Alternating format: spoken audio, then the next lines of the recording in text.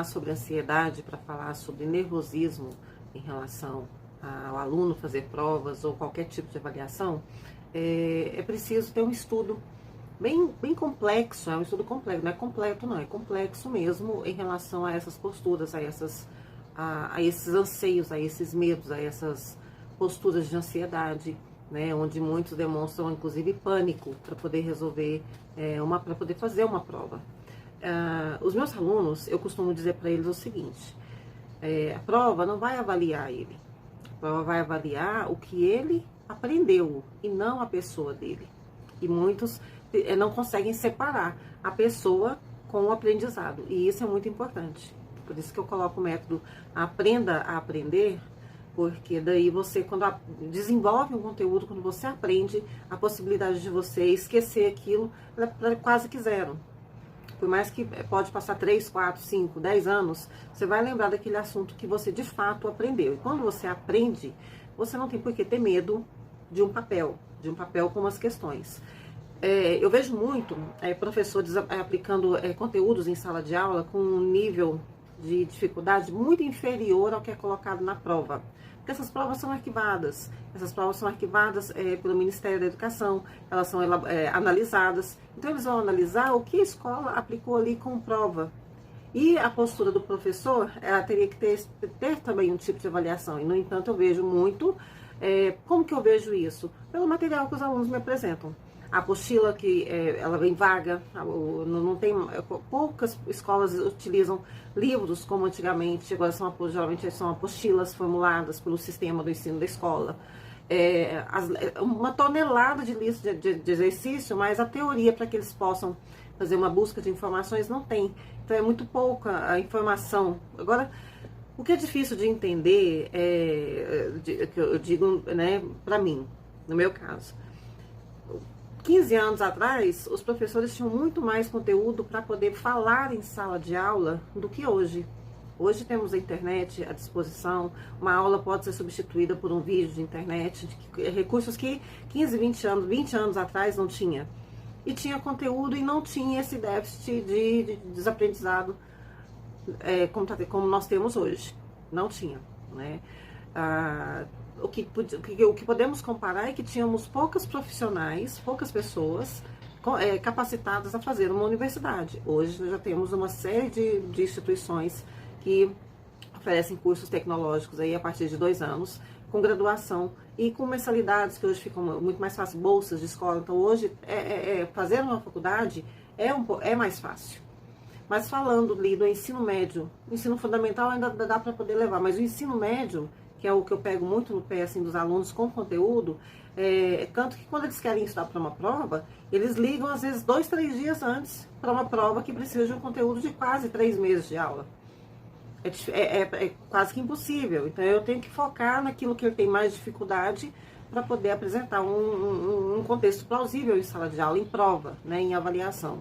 Então, a partir daí, surge a necessidade de um processo avaliativo, da minha parte como monitora. Aula 2 ou 3 vezes pela semana, que seja uma vez na semana, mas de forma que aquele aluno ou aquela aluna venha praticar aquele exercício e entender e aprender. Então, praticar, entender e aprender. E quando ele aprende, ele se sente capaz de resolver qualquer outro tipo de dificuldade. As dificuldades já não são mais desafios, já não são mais barreiras, né? Já não são mais tão complicadas, tão complexas. Então é muito importante a gente avaliar. Então, assim, tem umas experiências com os alunos que eu vou contar assim, em vídeos separados para não misturar os temas, mas é muito importante frisar sobre essa importância do nervosismo do aluno em sala de aula, de como que ele aflora isso quando se trata de prova. Então, vou citar um exemplo meu, quando criança, quando adolescente, eu sempre fui muito ansiosa, então minhas mãos transpiravam muito. Então, uma das formas que eu tinha de demonstrar essa ansiedade era que minhas mãos eram sempre muito geladas e transpiravam, molhava qualquer papel. Então, eu sempre tinha que levar uma toalhinha, algum tecido para poder enxugar as mãos para fazer prova, porque eu ficava muito nervosa na hora de fazer prova. E aquilo ali me fazia entender, poxa, como é que eu tiro uma nota baixa sendo que eu sei o conteúdo? E aí eu levava um tecido, né, uma toalhinha pequena, ou um lenço para a escola, E eu sempre colocava assim por cima da prova para poder não molhar a prova com suor. Então, assim, sempre o professor olhava para ver se eu não estava colando, né? E sempre eu tinha que trocar minha prova por uma outra, porque aquela já estava toda molhada, eu tinha que transcrever tudo para uma prova nova.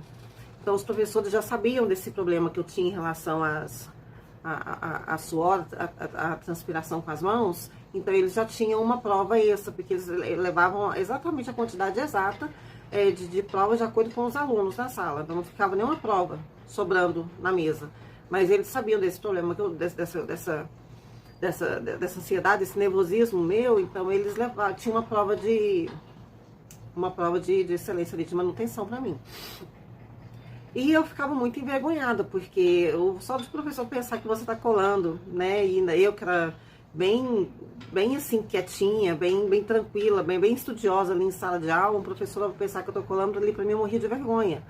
Até que eles tinham a certeza de que não, que o problema realmente era a sudorese, e aí eles trocavam a minha prova depois para que eu pudesse. E o tempo era corrido, porque não tinha muito tempo para poder transcrever a prova de novo. Então eu tenho esse exemplo tido por mim, e por esse exemplo, por essa base minha, eu entendo perfeitamente quando um aluno chega para mim e fala: olha, me deu um branco, eu estudei tudo, não sei o que aconteceu comigo na hora que eu fui fazer a prova, minhas mãos suaram demais, eu não conseguia escrever, eu não conseguia pegar na caneta.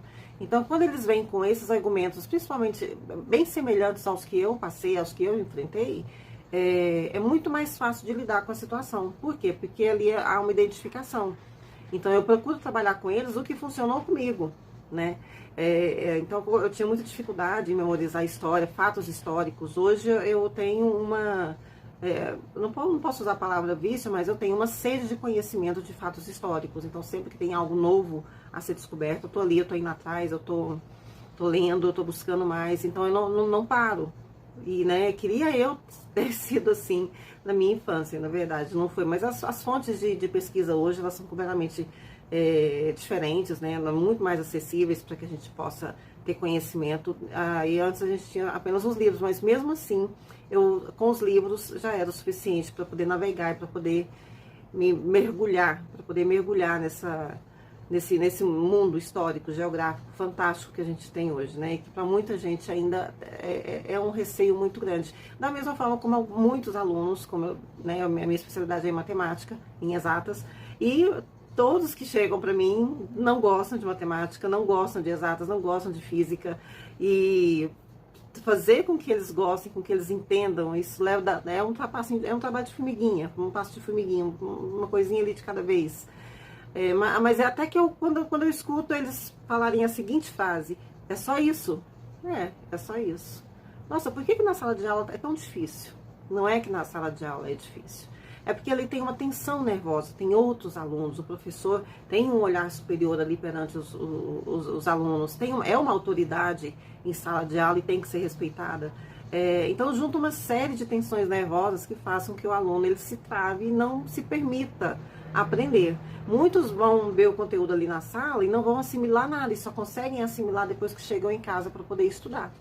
E na hora de fazer uma atividade, ele consegue fazer legal. Agora, tem muitos que não conseguem assimilar nem quando chega em casa, e aí é onde a gente entra com monitoria para poder dar esse suporte, né? Bom, então fica aqui uma diquinha, né, para que as pessoas possam ter um pouco mais de cuidado, ter um pouco em relação à pressão sobre como cobrar notas dos seus filhos, né, dos alunos, não fazer disso um terror, né, procurar trabalhar sempre as questões positivas. Se tirou uma nota baixa, foque aonde ele acertou, foque onde o aluno acertou, né? E parabenize. Nossa, que bom que essa questão aqui você resolveu ela muito bem, parabéns. Essa você não conseguiu, mas essa daqui você conseguiu muito bem, parabéns. Isso faz uma inversão de emoções fantástica. E é onde é possível trabalhar a reversão de conhecimento e de fixação de modelo de educação. Então, vamos falar um pouquinho mais sobre isso, de como fazer, de como trabalhar, de como que os pais podem interferir juntamente com os filhos, como que os filhos como alunos podem pedir ajuda para o professor, né? Vamos falar um pouquinho mais sobre isso. Até o próximo vídeo.